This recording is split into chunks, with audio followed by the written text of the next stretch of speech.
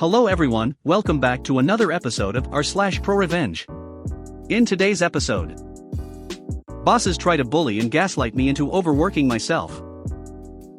Boss tells me I need his approval to call someone in on their day off, no matter what time it is. Boss tells me I'm not a manager, so I stopped doing her job. Before we get started, make sure to subscribe so you will never miss a video. So let's get started. Bosses try to bully and gaslight me into overworking myself. I'm a self-taught software developer without formal education, which means that decent jobs can end up being quite scarce.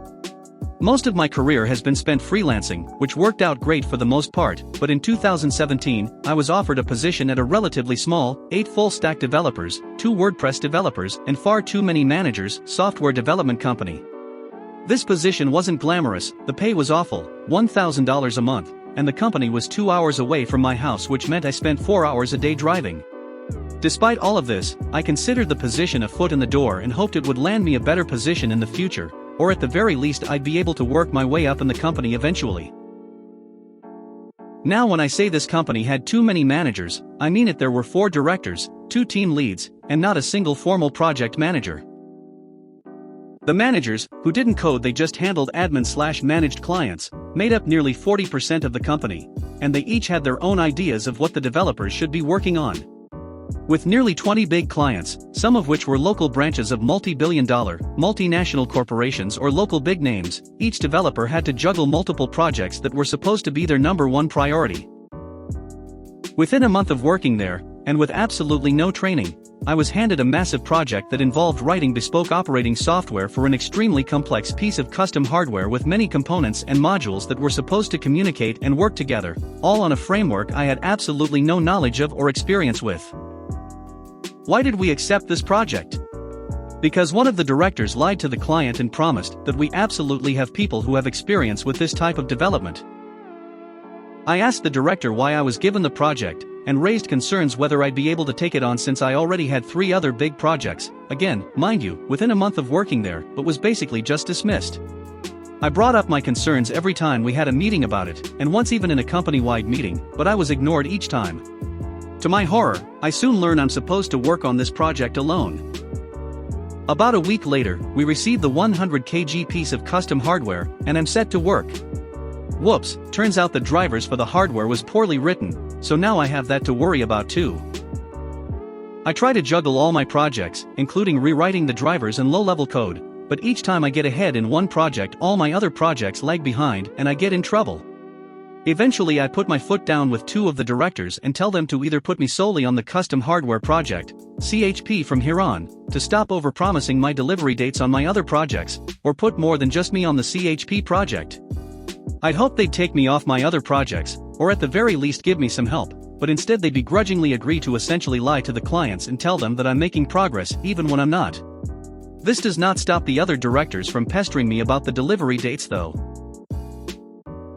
So a month goes by, and suddenly, I am pulled into a meeting with the same 2 directors. Apparently, they had promised the CHP client, a joint effort between one of the largest corporations in my country, and a major telecommunications company, a basic working version of the device very soon. I'm absolutely blown away in the scope of the project I've essentially just started, so they've been promising the impossible without consulting me about timelines or milestones. Mind you, I haven't been given a due date or a timeline or anything, and I've been working off of a vague software spec doc that was obviously written up by a marketing person/team. The most in-depth thing I have is poorly made mock-ups of a handful of screens they want. I once again raise my concerns about working on the project alone, and tell them that it's absolutely not ready for even rudimentary tests. They angrily tell me I'm working too slow, and accuse me of slacking. Keep in mind I get up at 4 to be at work by 7, take only a 10 to 15 minute desk lunch, leave work at 6, and get home by August 9th. I'm told to deliver something usable by the end of the week. This meeting was held on Wednesday, and they'll stall the client and cover up my fuck-up. Fine, whatever, I drop the issue and set off to create basic screens and fake the majority of the logic. Friday rolls around, and I'm told to stay late to finish up. I don't argue and stay until 8 to get the basic screens done. I shoot off a quick email to my direct superior, outlining the included and missing features, as well as listing all the known bugs. I get home at 11, skip dinner, and go to bed. That Monday as I walk in, I'm immediately pulled into an emergency meeting with all the directors. Apparently, the client was disappointed in the amount of bugs in the software. The directors are fuming. I ask which bugs they're referring to, hoping to take note of the ones the client considered the most pressing, so that I know which features to prioritize.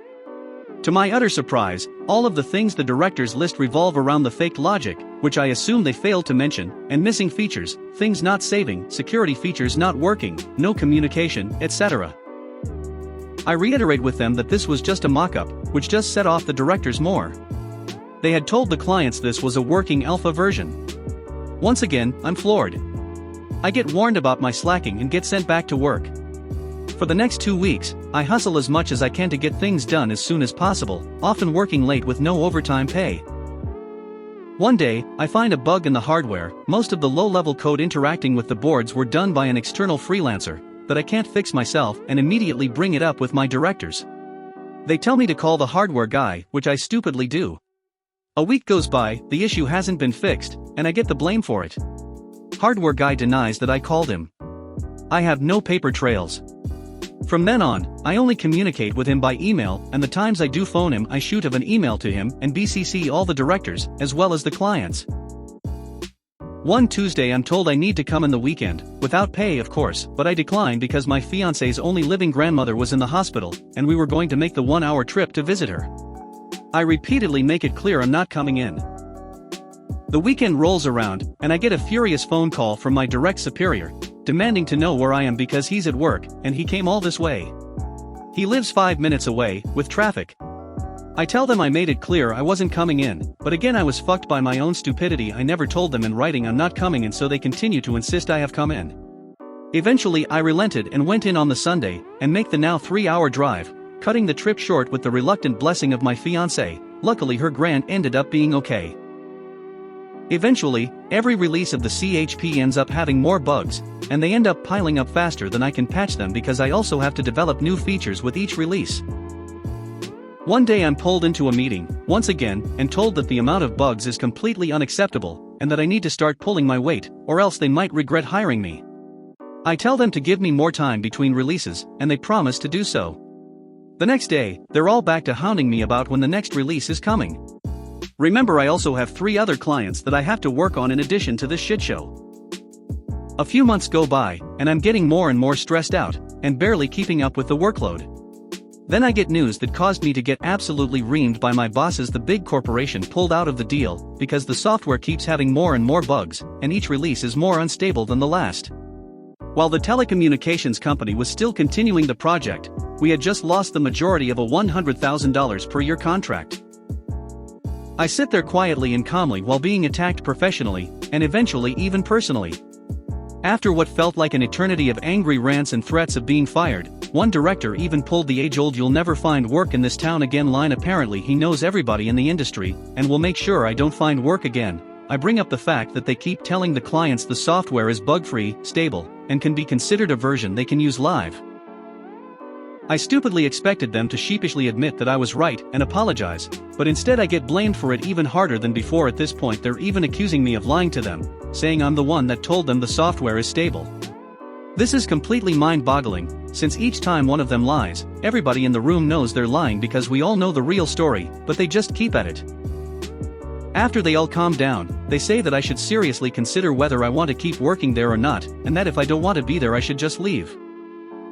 Then it dawns on me that they're right. I bow my head humbly, telling them they're absolutely right. Satisfied that my spirit has been crushed, they adjourn the meeting with another warning/threat.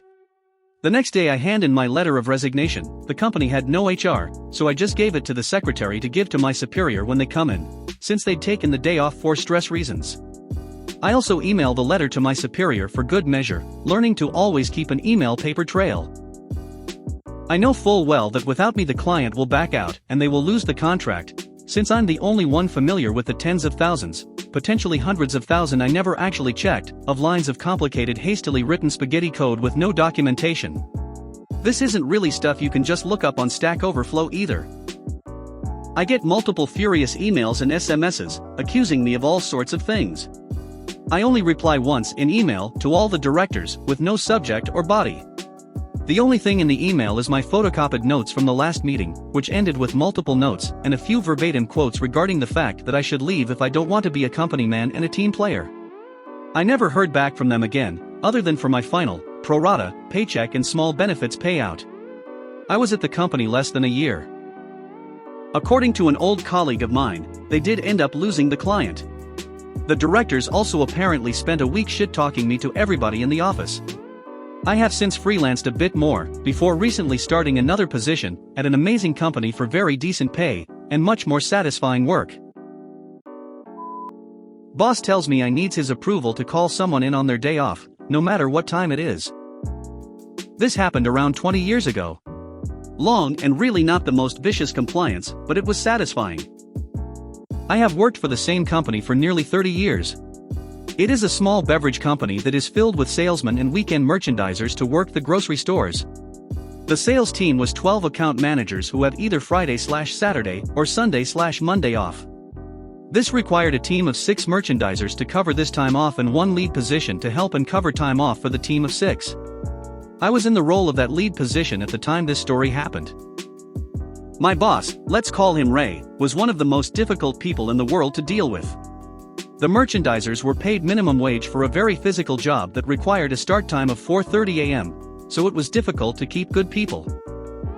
We had people call in sick or not show up all the time. On top of this, everyone that worked there would get yelled at on a daily basis. It really was a harsh work environment. One of the issues I faced in covering for the 6 merchandisers was when more than one person would call in sick. Our territory is large, so it was impossible to cover more than one route because of travel time. Some grocery stores were an hour away from each other, so not only did you need to start early, but you were never going to be able to work more than one route in a day. When 2 or more merchandisers called in, we would ask one of the account managers to work one of their days off to cover the routes. The account managers were paid salary/commission, so they were paid a flat dollar amount when they had to work a day off. My boss, Ray, would always yell at me when I would tell him that I needed to call someone in. His response always boiled down to, "Why are you bothering me with this? Just take care of it." One Sunday, I had 3 merchandisers call in. Remembering my most recent scream session with Ray, I decided on my own to call in 2 account managers and cover the 3rd route myself. The following day, Ray approached me and asked me to come into his office. He then, with spittle coming out of his mouth, yelled at me for over a minute about how I did not have the authority to authorize account managers to work, that I had overstepped my authority, and that going forward I was to call him ASAP when someone needed to come in. All of this was just some strange power trip, because he was never not going to approve the extra time. So this is what happened the very next weekend. That Saturday I had 2 people call in. It was 4:45 a.m. and I called Ray's house. The phone rang for a while and a lady answered the phone. It was Ray's wife. I asked her to speak with Ray. She then proceeded to yell at me on the phone for calling her that early in the morning. It was almost as rough a chewing as I had received from Ray. She then handed the phone to Ray. "Yeah, I need to call someone in to cover a route." "Okay," and then he hung up the phone. That following Monday I figured I was going to get another chewing. Ray called me over to him by the coffee and very calmly whispered in my ear, almost shy like, "Yeah, you can make that call going forward bringing people in. No need to call me anymore." I realized that Ray had got one of his own scream sessions from his wife. Small follow-up, as I said, I have been with this company a long time, and I eventually moved up above Ray and became his boss. He passed away a few years ago, and while he was always grumpy, I actually miss the old guy now. Follow-up, just a follow-up, thanks for the thumbs up and the awards. I wanted to tell 2 more small stories about Ray. The man could not handle stress at all, and if you ever ran into him outside work he was a different person. In the late 90s I had my first child. Ray asked me to bring her by work so he could see her after we got out of the hospital. Work was near the hospital. I of course had spent countless hours complaining to my wife on how horrible he was. So on our way home from the hospital I pulled into work, and went in to get Ray as my wife and kid waited in the car. He came out and proceeded to be the most gentle loving human I have ever seen.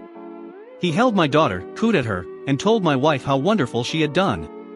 As we drove away my wife basically said I was crazy thinking that old man was mean. I could not believe how different he was and thought maybe he was going to be nicer to me when I got back to work. He was not. Story 2. After I became the boss of the department, I moved Ray into a role that was not over anyone, doing pricing. This helped his mood dramatically. I decided to bring the whole team on a weekend fishing trip. I was also going to go golfing for the first time soon, since it was almost a requirement since every store chain does golf tournaments. Everyone on the trip was trying to get me to drive golf balls over the river we were staying at. Ray was really into golf, and he excitedly told me to take some swings with his club and balls. I told him I did not want to waste his balls, in which he replied loudly, "I got old balls," which of course made everyone around us bust out laughing, including Ray after about 10 seconds of a confused look on his face. Boss tells me I'm not a manager, so I stopped doing her job. For background, I work in mental health and substance use services. I have worked in my job for a long time now. My boss is never available for help and hardly on site. Recently she has got a new manager who is not impressed with her work ethic, but then lockdown happened and he had to shield. She has gone straight back to her old ways. Boss will often ask me to do her work for her to save her coming, in which I have never minded doing up until recently. I had a meeting with my boss after an incident at work where someone tried to assault me. I told my boss I didn't feel supported by her after it had happened, as she wasn't present and didn't manage it well afterwards. In the middle of the meeting, boss says, "Perhaps you want to consider some easier work in a different department?" Me, what, why? Boss, well, you do take on a lot of extra work that you don't need to. A lot of this work is managers' jobs. Maybe you need to learn to say no to taking on all this work? I asked if there was something wrong with my standard of work, if she had concerns, etc., and she says no. 3 months down the line, 4 of the team leave, and they get new people in. Boss, OOP, can you induct new starters on their first day? Me, sorry boss, that's a manager's job. Boss, can you complete fire risk assessment? Me, sorry boss, that's a manager's job. After a while she stops asking me things, then one day she's working from home. I'm pretty sure she has been telling her manager she's on site throughout lockdown, but mostly isn't. Huge incident kicks off with residents, emergency services are called, etc. I call boss and explain to her what happened. Boss, OP, can you please do follow up with commissioning body, staff and residents involved and write the report, send it all directly to me please? Me, sorry boss, you will need to come in to manage this. I'm not a manager, that's not my job. Boss, just this once please? I refused to manage the incident. Turned out she was visiting a friend who lived at the coast whilst she was meant to be on site. Someone accidentally let slip to her manager when he called in the incident, and there was no one to manage. He asked me to deal with the incident. I explained I couldn't and that boss had reported me as taking on too much work to OH. A full investigation has been launched into her conduct and ability to do her job. Manager now talks to me directly and supervises me. He is helping me apply for a promotion. Boss is on leave, pending investigation. If you made it to the end of the video, thanks for watching. Don't forget to like, subscribe and share, and we will see you in the next video.